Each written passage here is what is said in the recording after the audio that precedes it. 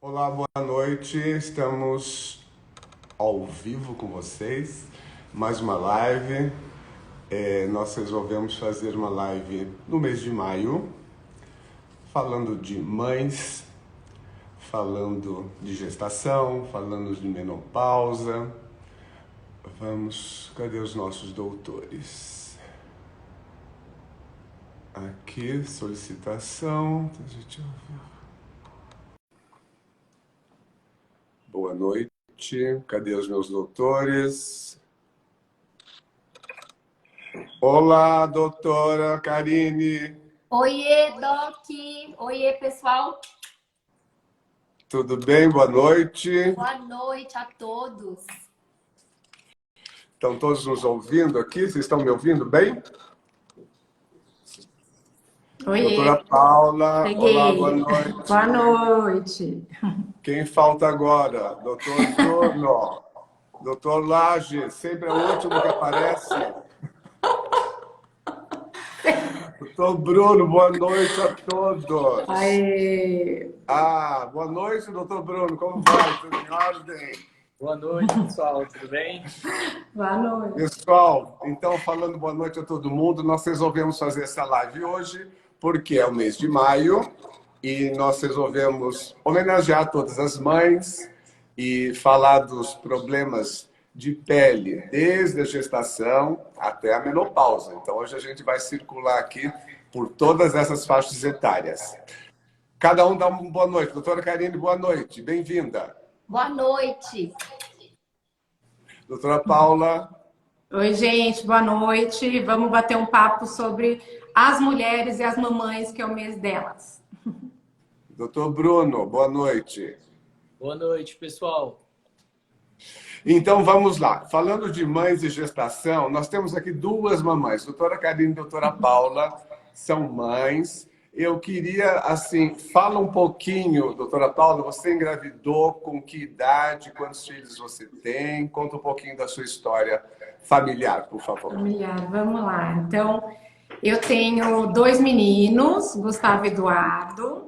Engravidei, eu tô com 40 hoje, engravidei com 30 da primeira vez, né? Então, eu casei, depois de uns 3 anos eu engravidei rápido. E até eu não esperava que fosse tão rápido, né? Então eu tava engrenando no consultório, eu não tava aqui ainda na clínica, doutor. Tava no meu. E a maternidade veio como uma luva. Eu não queria ser mãe logo, de imediato, né? Eu queria primeiro focar na carreira. Eu acho que a gente que é médico, a gente fala, não, residência, carreira, onde que a gente vai ser. Na minha vida foi tudo ao contrário. Veio o Gustavo, depois de 4 anos veio o Dudu, o Eduardo. E assim, a vida é uma correria. A gente trabalha bastante aqui na clínica, a gente vem todos os dias, mas é muito gostoso. A gente se divide, multitarefas, né, cara? E aí, Karine, você engravidou também, você tem uma filhinha. Com que idade você engravidou? Meu caso foi um milagre, né, doutor Otávio? Para quem não conhece a minha história, na verdade eu sempre quis ser mãe, era um sonho de vida, só que eu sempre adiei muito, porque a gente que é médico, a gente sempre pensa assim, agora eu vou estudar, e agora eu vou fazer um curso, aí agora eu vou fazer outro. Só que a gente acha que a gente vai engravidar a hora que quer. Todo mundo acha, quando eu tiver tal idade eu engravido. E não é assim. Sim. A gente sabe que tem uma coisa, né, tem algo superior. Então, eu quando tentei engravidar, na verdade, eu tenho muita fé, acho que quem me conhece sabe. E um dia eu estava passando no HC, na época que eu fiz um estágio lá, e aí eu dividi uma enfermaria com o doutor Maurício, que é referência em endometriose, e ele falou para mim, vai no meu consultório fazer o exame, porque você casou, não vai ter filho agora. Eu falo que foi Deus que mandou ele me falar isso, porque eu fui fazer um exame e descobri que eu tinha endometriose, operei, enfim. Então eu tive muita dificuldade para engravidar e fiz vários tratamentos. A minha filha veio natural, viu, gente? Eu dou o meu testemunho. Legal. Então, para Deus, nada é impossível. Sim. Ela veio natural.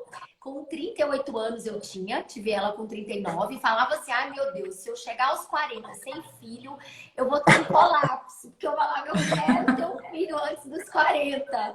Era Foi muita muito bonito, vontade. porque quando ela fez 1 ano, foi minha festa de 40 anos. Ah, que parabéns. E agora você estava em Nova York, por isso que você não foi. Ah, Foi, Bruno, acho que tinha acabado de fui mudar convidado, de mas eu vida. não fui, tá certo.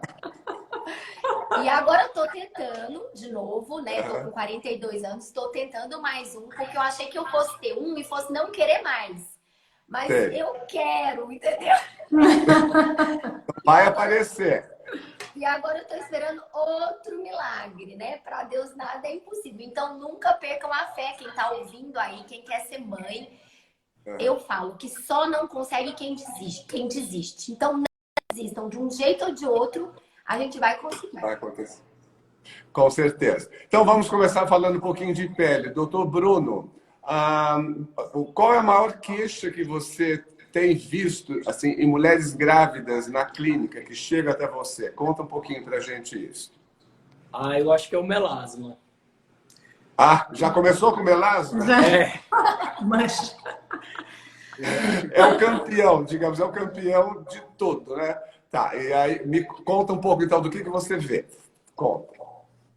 então, a gente sempre tem que explicar para o paciente que melasma é uma doença multifatorial, né? Na verdade, ela piora com alguns fatores, como anticoncepcional e a própria gravidez, né? Justamente por causa desse aumento dos níveis hormonais, né, femininos, estrogênio, progesterona, que acabam dando essas manchas que são geralmente bilaterais nessa região do malar, né, mas também na testa, no queixo.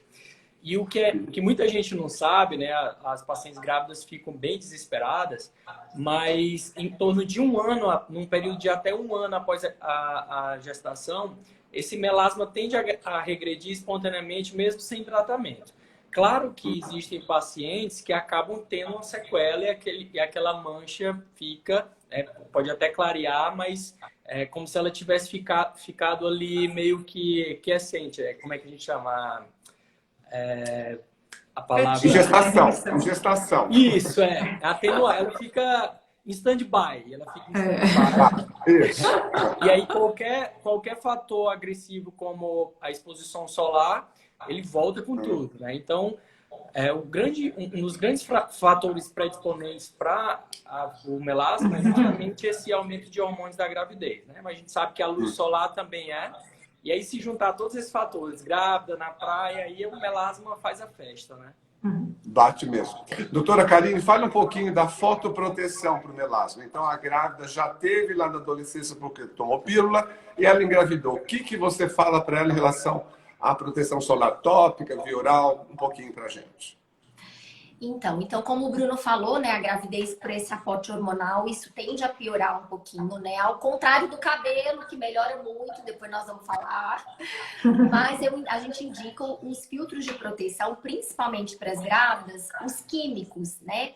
Na verdade, os físicos, que não tem produto químico, né? Que é o dióxido de titânio e o óxido de zinco. Então, o ideal seria uma proteção mais física aí. A gente sempre fala uma proteção que cubra aí acima de 50, que tem uma base, porque a base também faz uma proteção física, tá? Apesar que assim, não se tem estudo em grávida. Então, você pode estar grávida e estar usando o seu filtro e até continuar. Nós indicamos os físicos como melhores pela questão desses produtos, né, químicos, mas não é que vai fazer mal para o bebê, é só um excesso aí de precaução, né?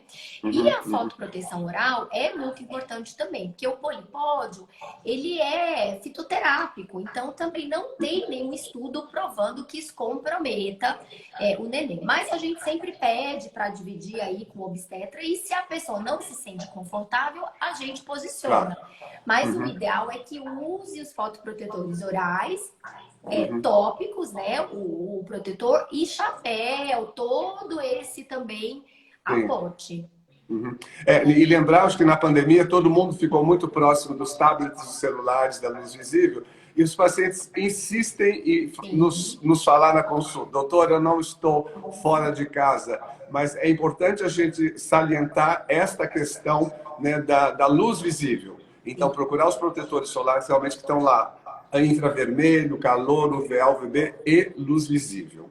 Doutora Auada está aqui com a gente, mandando beijos a todos nós. Doutora Auada, Beijo. muito querida. Perguntando se eu fiz fotônica, eu estou vermelho. Olha só ela. Doutora Paula, fala um pouco. Tá vermelhinho. É a pandemia, é a máscara e muito ácido, né? Vocês fazem fotônica em mim de vez em quando. Isso é bom. Não é Doutora nada, Paula. não. A pele tá boa. Ele faz, ele se cuida. Doutora Paula, fala um pouquinho dos tratamentos que a gente tem feito, que pode ser feito durante a gestação, de tratamentos superficiais, leves, peelings ou lasers. Conta pra gente. Geralmente os tratamentos, assim, gestação é um caso, a gente fala que é um caso à parte, né? A gente evita, lógico, de uma maneira consciente, de fazer procedimentos até por causa do bebê. Muitos tratamentos não têm estudos, mas tem muitas coisas que a gente pode também fazer. Por exemplo, o laser que a gente controla, até o Star Walker, que a gente faz para tratar o melasma, que é em nanopicosegundos, que é um laser de Nd:YAG, ele pode, porque ele é superficial, seria localizado para a face, a gente pode fazer, tomando um cuidado só de evitar passar o anestésico tópico, né? Porque em grávida a gente evita qualquer procedimento, até dentistas, que tenham que colocar lidocaína, né? Então a gente não passa o anestésico, a gente pode fazer o laser sem problema nenhum e evitar o drug delivery, que é aquele no final que a gente coloca uma substância para penetrar mais na pele, né? Fora isso, tem que ter os tratamentos domiciliares, né? Como a Ká já falou, tem que ter essa fotoproteção. Agora, quando já a gravidez já foi, já teve o neném, daí a gente consegue fazer o tratamento mesmo. Fora os ácidos, os clareadores, a gente consegue fazer tanto esse, a gente pode fazer o microagulhamento, que faz microfuros na pele, e depois a gente põe uma substância também clareadora. E tem hoje em dia uma máscara de LED também, que é super novo, que chegou esse ano, e a gente tem gostado bastante dos resultados, para sempre intercalar que esse LED com algumas substâncias que a gente coloca também faz clarear o melasma, porque o LED ele também é anti-inflamatório.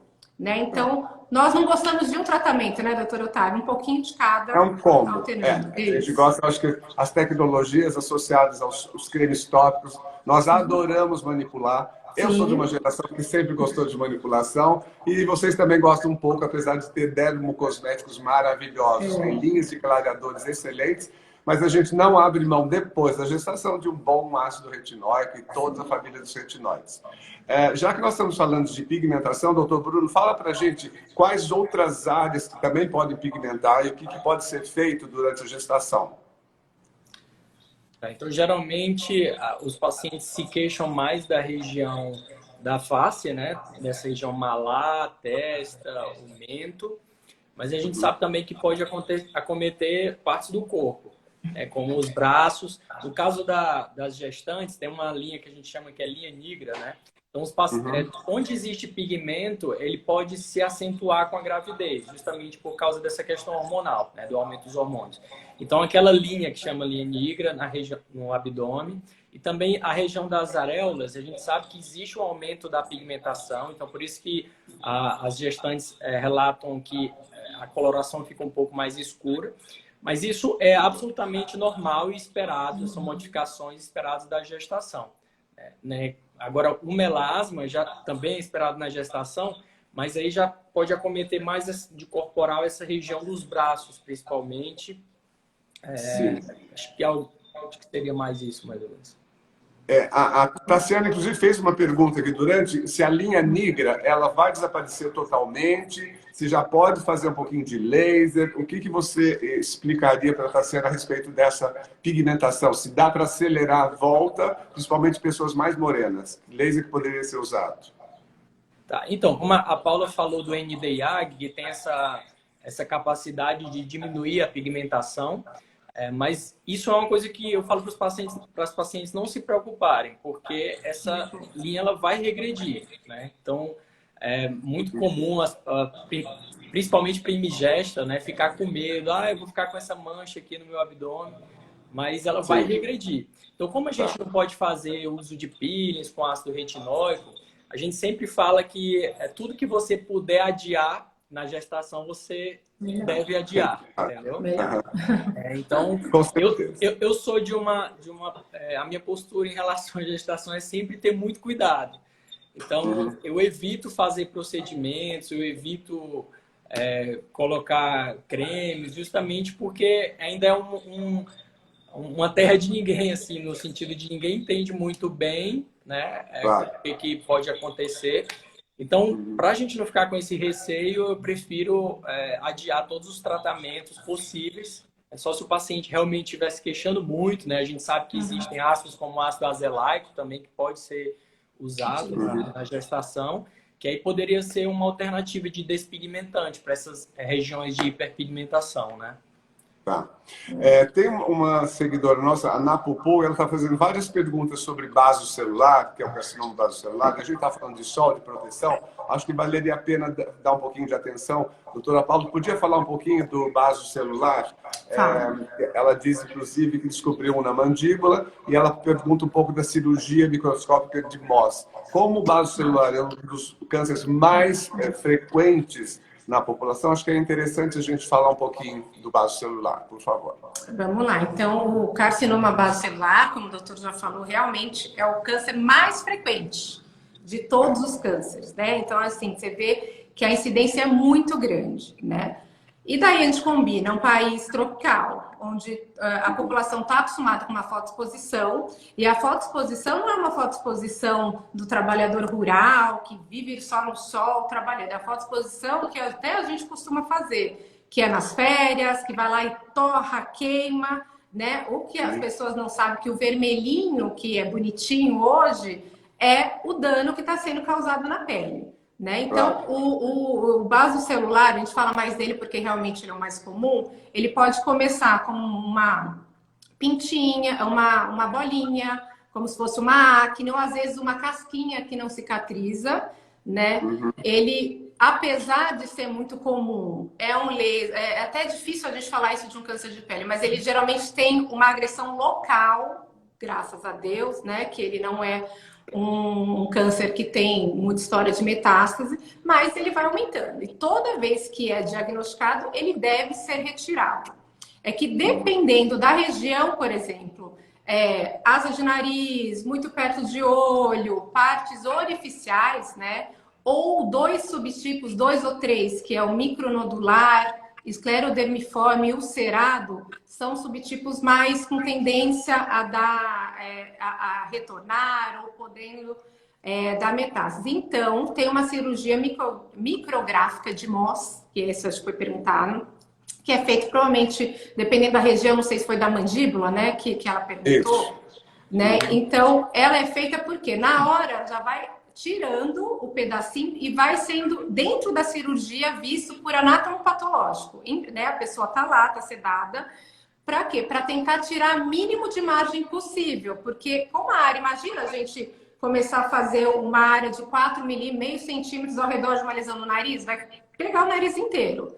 Então, ele consegue ver exatamente até onde vai as células cancerígenas e daí tentando tirar o mínimo de pedaço possível. E daí, dependendo se a cicatrização não for boa, roda retalho, faz enxerto, né, conforme cada caso. Mas o baso celular realmente, cada vez mais, isso a gente sabe, né, doutor Otávio, no consultório, pacientes vêm por outros motivos, a gente está fazendo muito diagnóstico. Exatamente. Às vezes vem fazer uma toxina, fazer um laser, tem uma lesãozinha, e a gente pergunta, é uma lesão que não sobe 7, 10, 15 dias, você não pode achar que aquilo é uma acne. Então, o diagnóstico realmente dermatológico é a grande questão nos nossos pacientes que nos procuram, às vezes, só para um tratamento cosmiátrico, embelezamento, mas o olhar do dermatologista é super importante. Mudando um pouquinho agora, que é algo que também acontece bastante na gestação, doutora Karine, acne na gestação. O que a gente pode usar, o que não pode? Porque a gente sabe que, em alguns casos, a acne piora durante a gestação. E só fazendo um adendo, doutor Otávio, as grávidas têm que ficar muito atentas à mudança das pintas. É muito comum, durante a gestação, ocorrer essa mudança das pintas. Então, qualquer mudança das pintas, você deve procurar uma dermatologista para examinar. É muito comum isso, e até a gente ter que intervir, né, Paula, na retirada de algumas lesões, dependendo, nesse período de gestação ou logo imediatamente pós-parto. Então, fica aí a dica, atentar a essa mudança das pintas na gestação. Em relação à acne, nós sabemos que tem toda uma alteração hormonal. Então, é muito comum, né, ter uma piora aí da pele. Principalmente aí no início, primeiro, segundo semestre, né? Então, nós gostamos de entrar com alguns produtos. A gente já sabe que o ácido retinóico, derivados, que a gente adora para acne, o ácido salicílico, a gente não pode usar na gravidez. Então, ficar bastante atenta às pessoas quando leem rótulos. Tem ácido retinóico, adapaleno, ácido salicílico, é tudo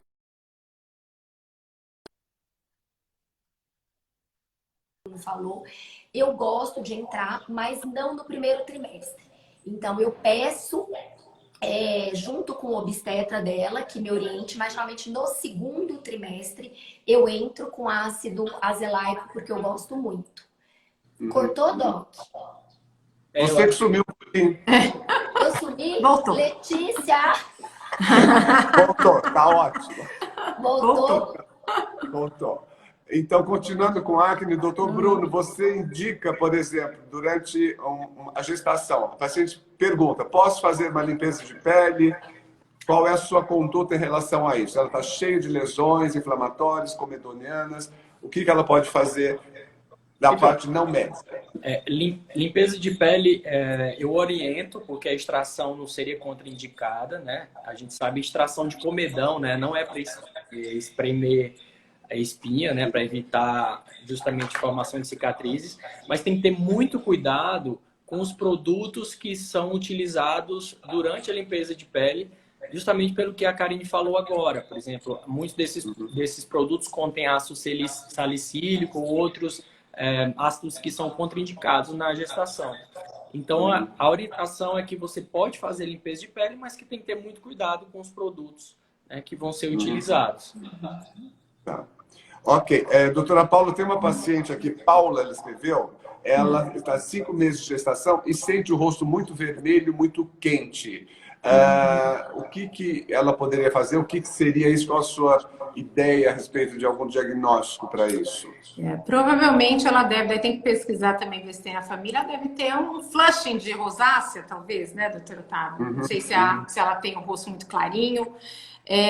Assim, gestação, né, é aquele estado pró-inflamatório, eu falo, de tudo dá mais coceira, dá mais alergia, tudo, né? E a rosácea também tende a descontrolar um pouco, né? Então, principalmente frio, daí vem aquelas coisinhas, a gente fala, pode piorar o estresse, temperaturas frias, né? Daí aparece os flush, a gente sabe que bebida alcoólica, mas né, a gestante é bom evitar a bebida alcoólica, mas ela deve estar tendo uma crise de rosácea.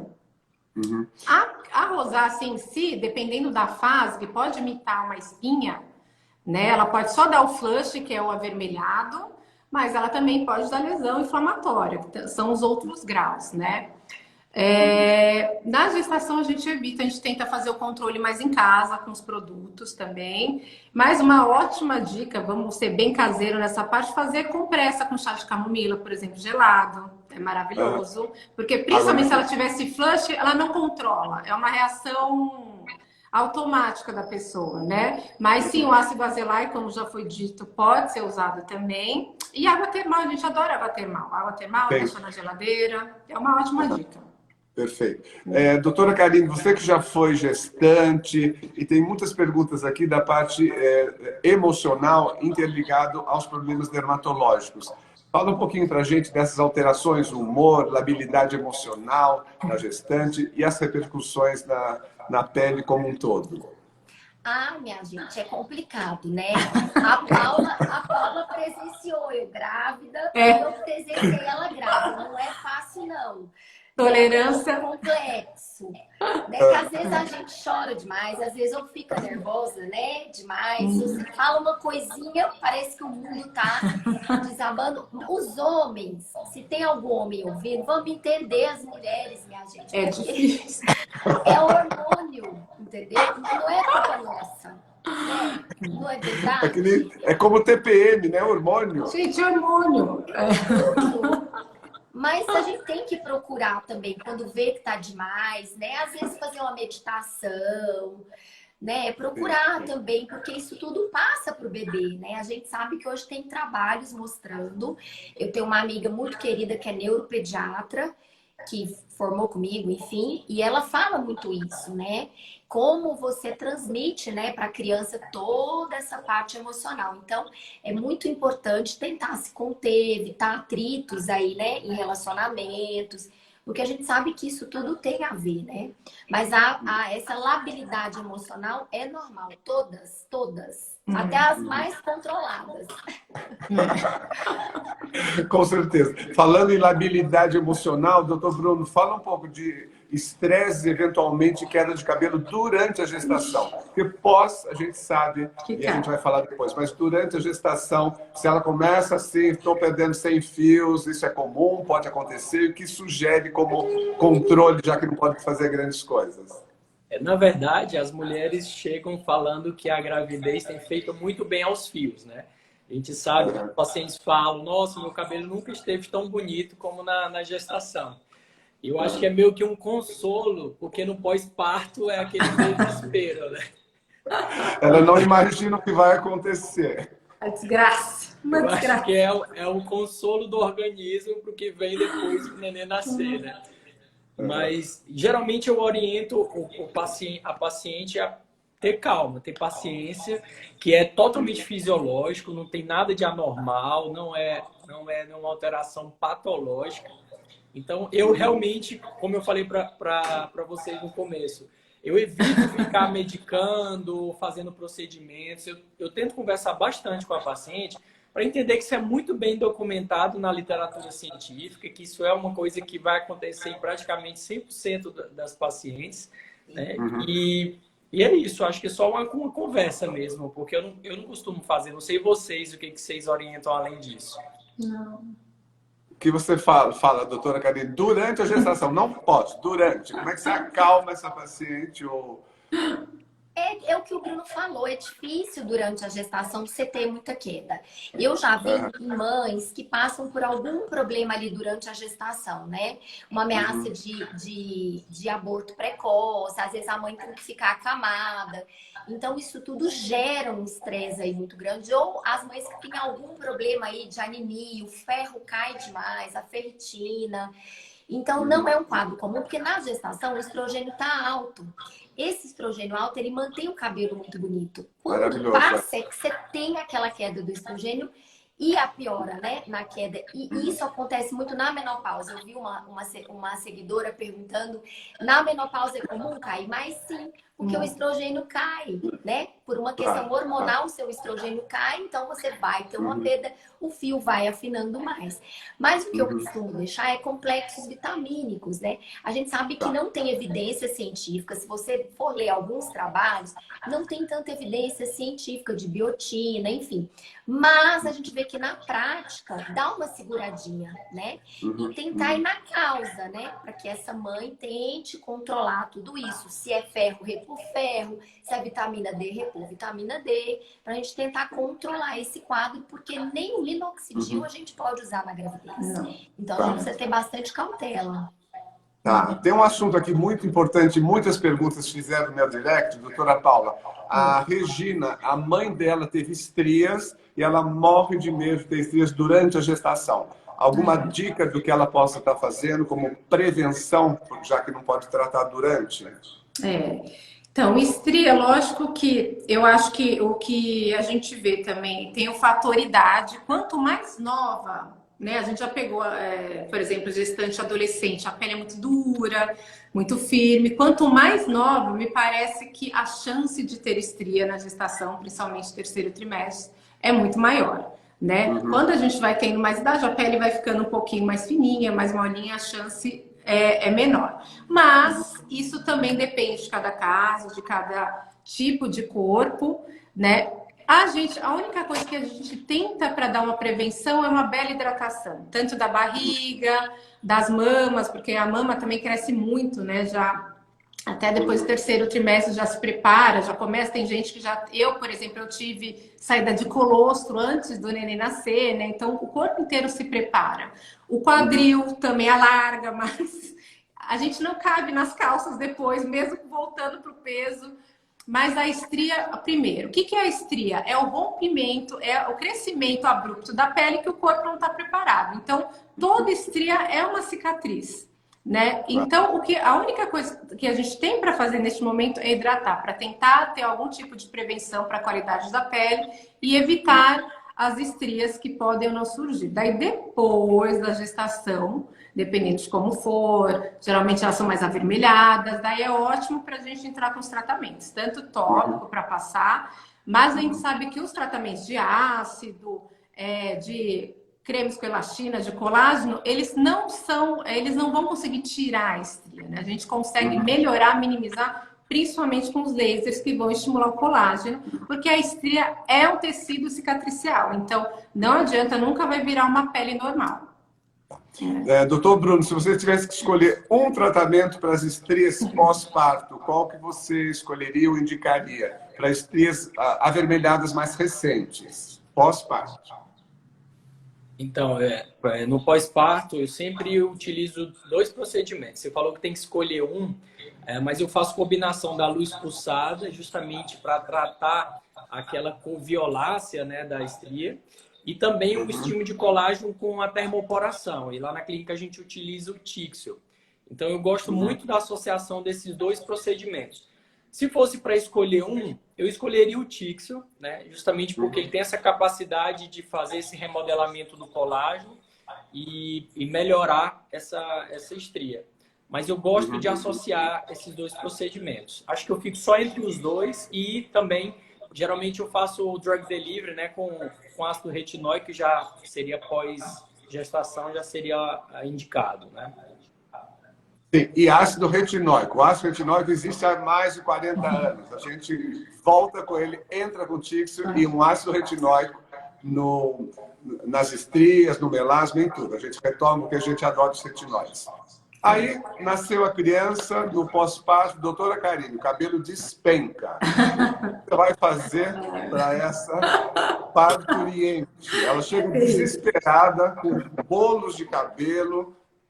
Fala pra gente o que vamos fazer com ela. Deixa eu só falar rapidinho do pós-parto também, ficar bem atentas, porque às vezes a mãe não teve estria durante a gravidez e tem depois. Então eu já recebi algumas pacientes falando, eu não acredito, eu cuidei tanto, mas no pós-parto relaxa. Porque pensa assim, engorda. eu tive, e aí quando o abdômen tá voltando, é muito importante também continuar as hidratações, né? Agora, em relação ao cabelo, meu Deus do céu, é um apavoramento geral. Porque, assim, 99% perde cabelo. Eu perdi cabelo, todo mundo perde. Não tem ninguém que não perca. Acho que eu não conheço uma pessoa que não perde cabelo no pós-parto. Né? É normal. Só que a gente sabe que esse eflúvio pós-parto, essa queda, né, que excede aí 100, 150 fios, ela é fisiológica pela baixa hormonal. Então a gente sabe que tem-se o evento desencadeante, o parto. 3 a 4 meses depois do evento desencadeante, você vai ter essa queda. Isso é sabido.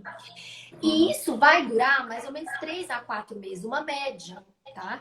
Só que quando a pessoa tá desesperada, você vai falar para ela, veja bem, minha querida, você vai ficar perdendo cabelo 4 meses. Aí ela te mata. Ela fala pra mim, eu vou ficar careca. Eu falo, não vai ficar, porque os fios são assincrônicos. Os fios, eles não nascem e caem tudo ao mesmo tempo. Senão você ficava careca ou você tinha muito cabelo. Mas, doutor Otávio, a pessoa já tá sensível, já tá chorando. Então, a gente tem que fazer... Ela não dorme, ela tem que amamentar à noite. A criança não deixa dormir. Então, tem que fazer alguma coisa. Então, voltando a falar, a gente faz muita medicina baseada em evidência científica. Evidência científica de eflúvio, trabalho mostrando melhora, não tem nada tão efetivo. Mas na nossa prática aqui na clínica, nós vemos excelentes resultados com mesoterapia, que são as injeções aí que a gente faz. Aí já pode usar o minoxidil, entendeu? Amamentando já pode usar o minoxidil, vitaminas, nós podemos fazer os lasers, plataformas de laser, que nós utilizamos aqui o Herbio do Fotona. Então, a gente faz o Herbio do Fotona. Tem o microagulhamento, que é o MMP, microperfusão de medicamentos percutânea, que são microagulhinhas com alguns medicamentos. Então, evidência científica para isso, a gente não tem de fato, mas na nossa prática, a gente vê que isso melhora muito. Porque você falar para uma pessoa que ela vai ficar 4 meses perdendo bolos e bolos de fio... Então, eu falo, nós estamos juntas, eu tô com você, vamos tentar, mal não vai fazer para você nem para o neném, e isso vai controlar. É isso que a gente pode, pelo menos, oferecer, né? Claro, claro. E fala um pouquinho, doutora Paula, sobre unhas. O que acontece na gestação? As unhas, eu acho que é realmente um problema, né? O que pode ser feito? O que acontece? As unhas ficam mais fracas também, né, doutor Otávio? Então, como tudo, eu falo, a gente tem, na gestação, por exemplo, a gente fica com anemia, tem uma hiperdiluição do sangue, a gente tem uma tendência a ter um consumo dos nossos nutrientes, vitaminas, e as unhas não, é o mesmo caminho, né? Ao contrário do cabelo, a unha, os tratamentos com as vitaminas, com biotina, com silício, X-Nutriment, faz muito bem para as unhas, né? Então, a gente pode até na própria gestação já entrar com alguns tipos de vitaminas, né? Oral, até porque a mãe já faz algum suplemento, principalmente de ferro, mas pós-gestação também, daí a gente entra com tudo. E geralmente, né, a gente fala que melhora o cabelo, melhora a unha, mas evidência científica, com certeza, a gente tem com os nutracêuticos, né, os orais. Então, esses são muito bons para tomar mesmo. Tem a vitamina A, tem a vitamina C, tem esse que eu falei que é silício, sílica. Até tem alguns estudos falando, doutor Otávio, que algumas unhas que ficam mais enfraquecidas, porosas, quando a gente faz o laser. Tem o laser de NDI, que é até o mesmo que a gente faz para tratar a micose, né, que faz o crescimento da unha ser mais acelerado, mais rápido. Então, às vezes, a gente faz o laser também para melhorar a qualidade, né, da unha. Uma outra questão, doutor Bruno, as mulheres se queixam da flacidez, obviamente, pós-parto. Aquela pele esticou demais, por mais que ela hidratou corretamente, vai ter realmente uma flacidez. Quando, em que momento pode-se começar a fazer algum tratamento pós-parto para flacidez corporal? Certo. De aparelho não teria nenhuma contraindicação, mas na minha prática eu prefiro esperar quando existe a introdução da alimentação complementar, né? Então, quando o bebê para de tomar apenas o leite e começa a introduzir outros alimentos, eu oriento para fazer bioestimuladores. Mas é o seguinte, na bula dos bioestimuladores não existe nenhum estudo, na verdade, falando de contraindicação. Eu já fiz em pacientes familiares que estavam com 3 meses de pós-parto, né, não teve nenhum problema, mas como eu falei, eu sou muito cauteloso com essa gestação e pós-parto. Então, eu falo para a paciente esperar parar um pouco, quando entrar com a alimentação complementar, eu fico mais tranquilo. Mas eu já fiz e eu não vi nenhuma contraindicação, né, de literatura quanto ao uso de bioestimuladores. Aí eu acabo falando para o paciente fazer radiofrequência, fazer o uso de outras, de máquinas, né, ao invés de injetáveis. Eu tenho um pouco de cautela com injetáveis, até para amamentação. Mas Botox, por exemplo, eu acabo fazendo, não tem problema, no pós-parto.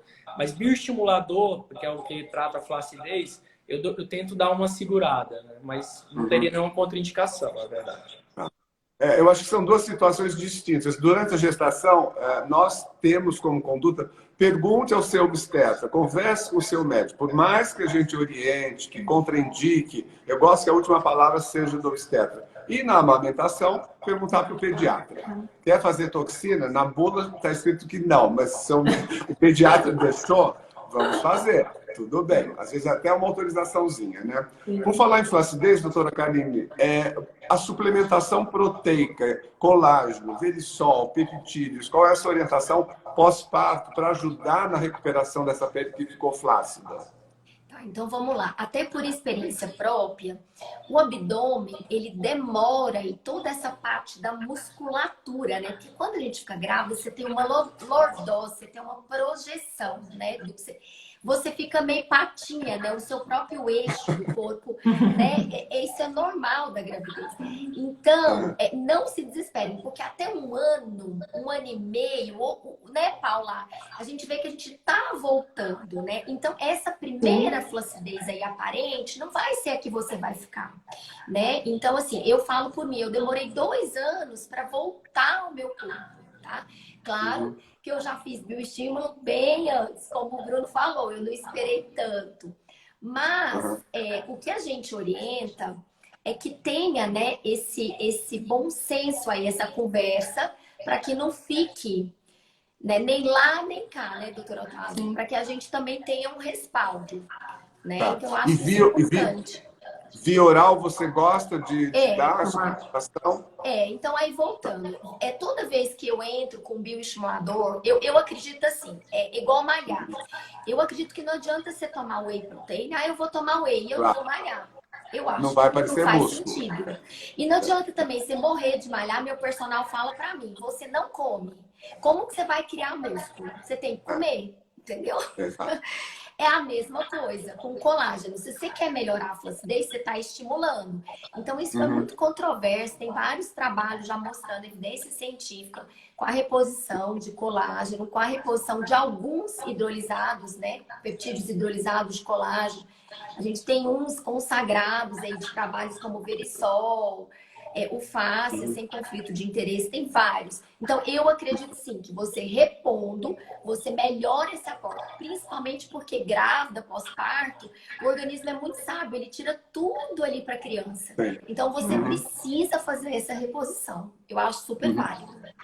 Tá. E a gente falou de flacidez de pele, estria, flacidez abdominal, e tem a parte muscular, né? Que a gente agora está trabalhando essa parte dos campos eletromagnéticos. E ontem ainda, a minha professora de Pilates, que mandou uma paciente que está pós-parto, que melhorou muito a diástase pós-parto, que é essa musculatura. Fala um pouquinho, doutora Paula, sobre os campos nesses casos. Eletromagnético. Eu acho que na gestação, né, como a Ká já falou mesmo, tudo é para o neném, né? Então tudo é consumido. E com certeza, principalmente alguns com mas pós-segundo filho, não existe não ter diástase abdominal, né? O que vai é o tamanho, mas fica, gente.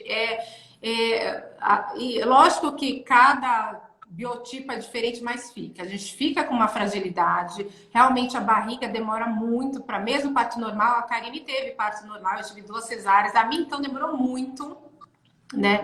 E eu tinha uma diástase muito grande, né? Então, o pulo do gato que eu acho que foi ano passado, né, doutora Otávio, que chegou mais pra gente, até pra gente testar, foram esses campos eletromagnéticos que, principalmente no caso o nosso, que a gente faz semi-slim, que ele faz esse recrutamento, essas 20 mil contrações de fibras musculares, e não faz só como se a gente estivesse fazendo uma musculação. São fibras que geralmente a gente não utiliza, né, na nossa musculação.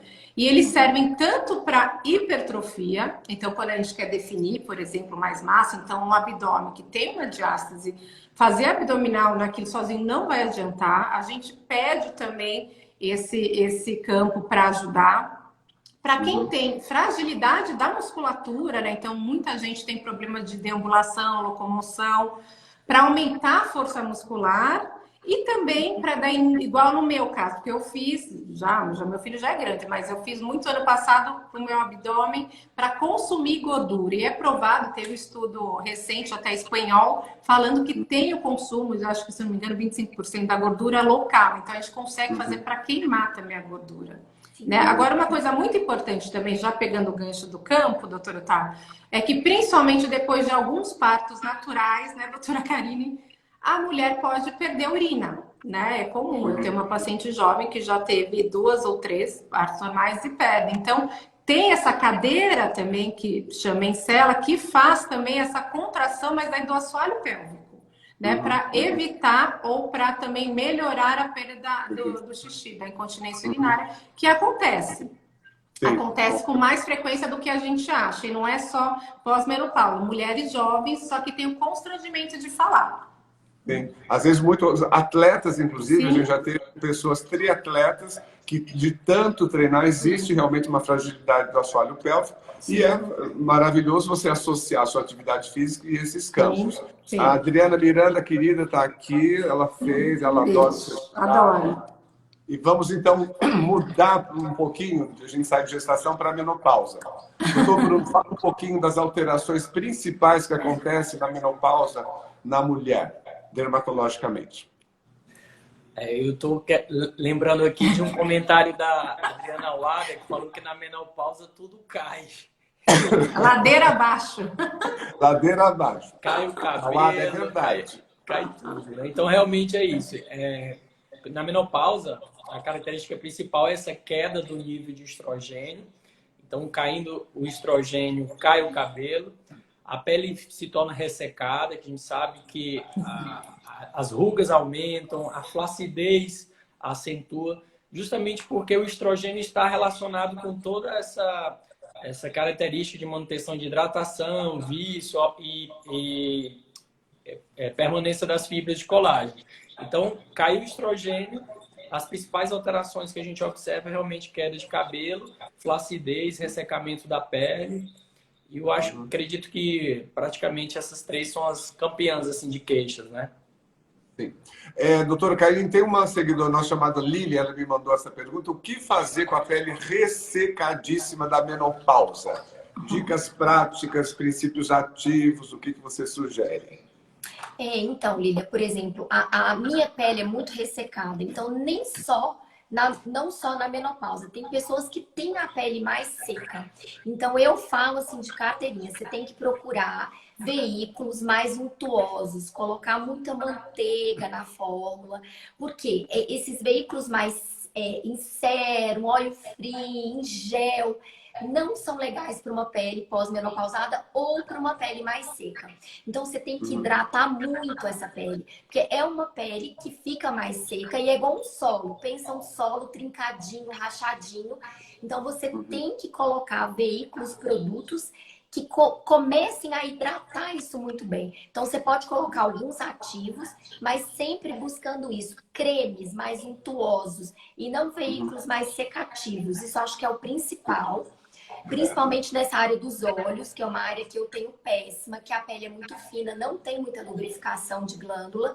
Então, a gente orienta muito esses veículos amanteigados, bem cremosos, para a gente tentar hidratar essa região. Isso de skincare, né?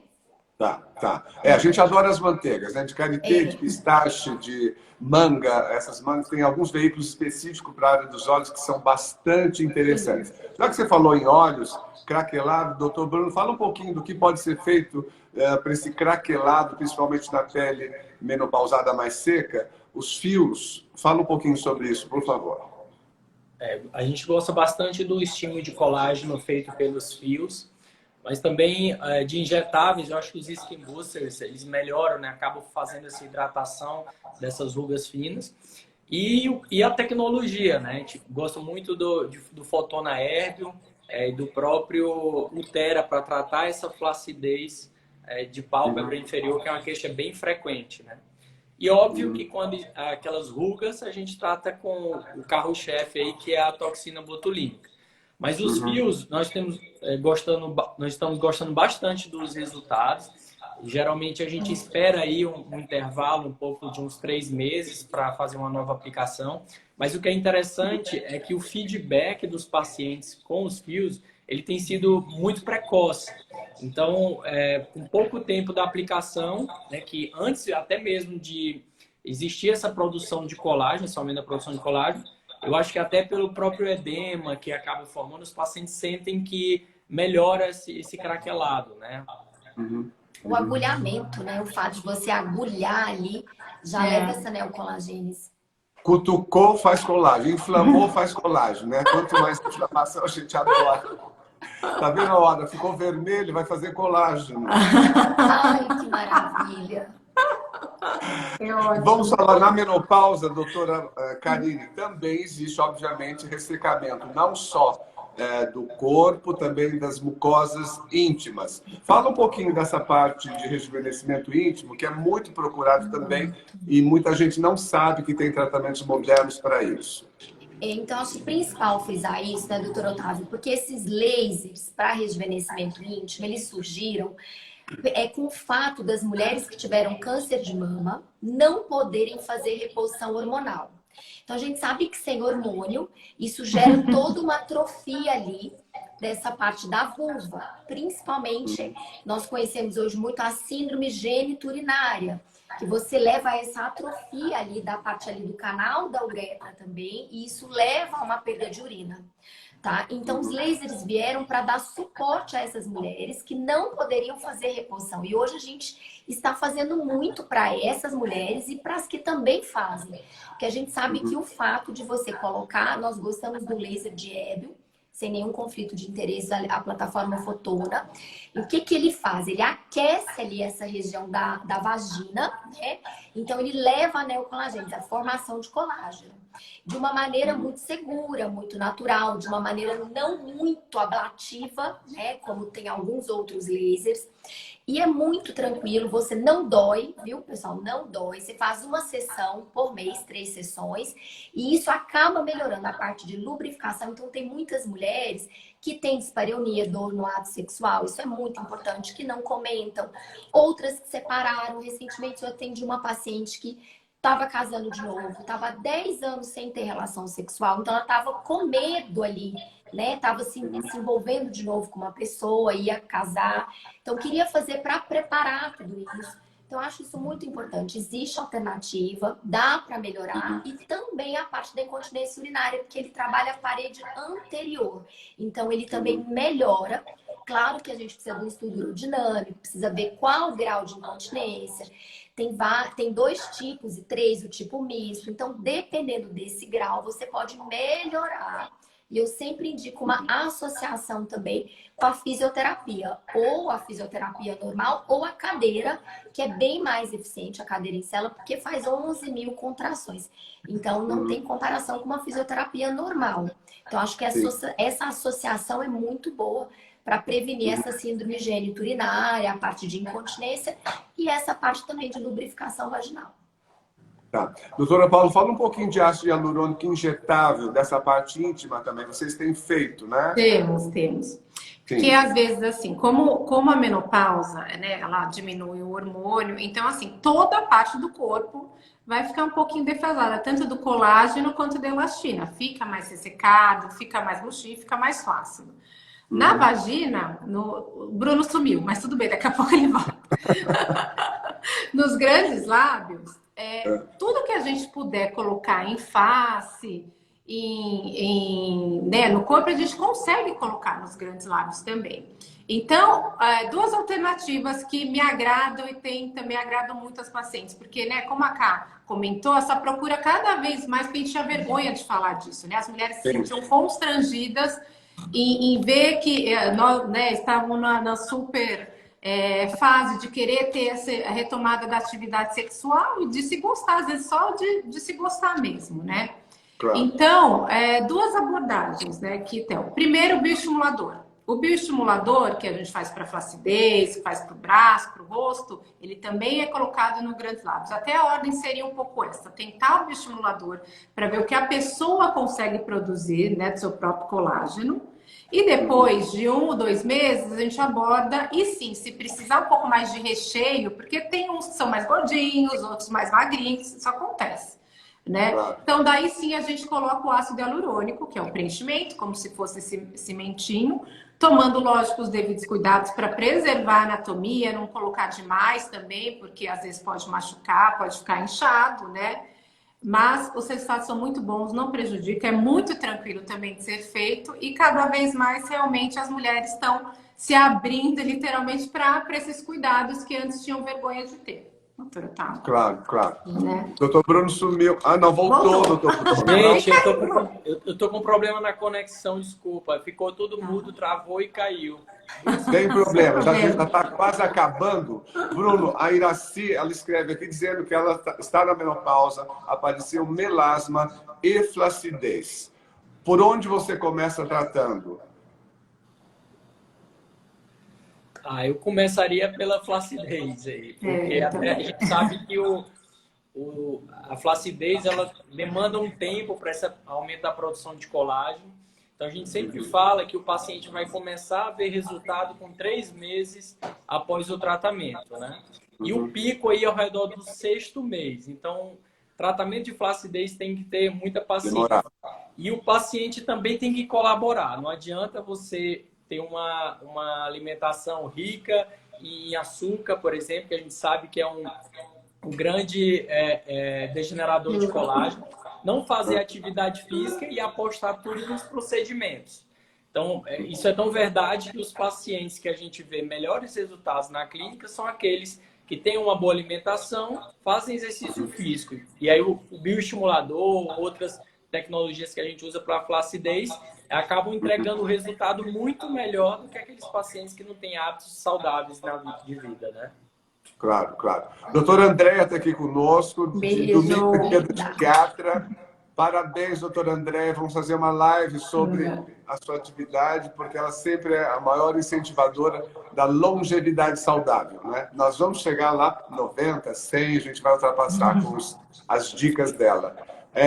E aí, lembrando dessa questão, né, da musculatura, de ganhar massa muscular, que isso é fundamental, nós estamos alinhados para conseguir se movimentar, andar, subir escada, descer escada com qualidade.